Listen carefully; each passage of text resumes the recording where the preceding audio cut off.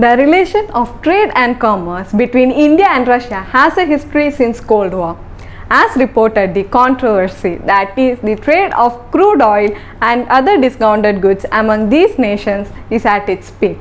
Let's discuss in detail about this issue. Myself Shiva KB and welcome to Jyothis Civil Service Academy.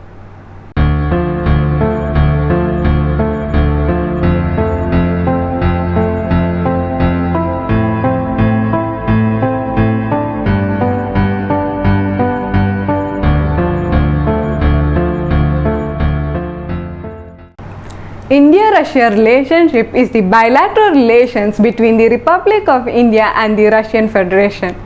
During the Cold War, India and the Soviet Union had a strong strategic, military, economic and diplomatic relationship. After the dissolution of the Soviet Union on 26 December 1991, Russia inherited its close, special and privileged relationship with India. The relationship between India and Russia is not only in trade but also in other important areas such as nuclear energy, space cooperation, science and technology, etc. Now let us see what products are imported by both these nations, that is India and Russia. The products of import from Russia include mineral oils, fuels, pearls, precious stones, etc. And the products of export to Russia include vehicles, mechanical appliances, pharmaceutical products, etc.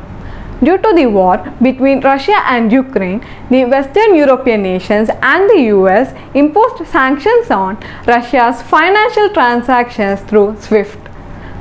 Now, what do you mean by sanctions and SWIFT? Sanctions are penalties imposed by one country on another to stop it from acting aggressively or breaking the international law. Society for Worldwide Interbank Financial Transactions (SWIFT) is a banking system for international trade payments. Worldwide nations are thinking that imposing sanctions through SWIFT will make Russia withdraw from the war. Will these sanctions lead Russia to an economic crisis or will it lead to benefit or advantage to any country? The sanctions that the United States and its European allies imposed on Russia are the most restrictive ban ever imposed against a major economic power. These sanctions are mainly to hobble the Russian economy by targeting Russia's financial system, wealth of powerful individuals and Russian fossil fuels. This makes it impossible for Russia to conduct normal business. As the sanctions against Russia keep piling up, the country's currency, ruble, has been on the verge of collapse.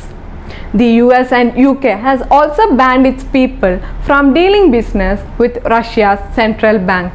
Now let us move on to India's stand on the sanctions imposed on Russia by other countries. India is having a neutral stand in the Russia-Ukraine war.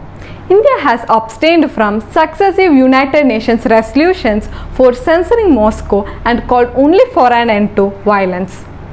Due to the sanctions imposed on Russian banks, India continues its trade relation with Russia by the so-called Rupee-ruble trade mechanism. So how does this Rupee-ruble trade mechanism work? In this mechanism, a Russian bank will open an account in an Indian bank and an Indian bank will open an account in Russian bank. And both these countries agree to hold currency worth a specified amount in their accounts. The Indian exporters will be paid in rupees from the Russian bank's account in India and vice versa. India imports more from Russia than its exports to Russia, which results in the balloon up of balances in rupees in Russia. This is called the Rupee-ruble trade mechanism. By these decisions, India showed or proved that it will not sacrifice its lucrative deals for someone else's war. This is how the trade relation between India and Russia is flourishing. Thank you.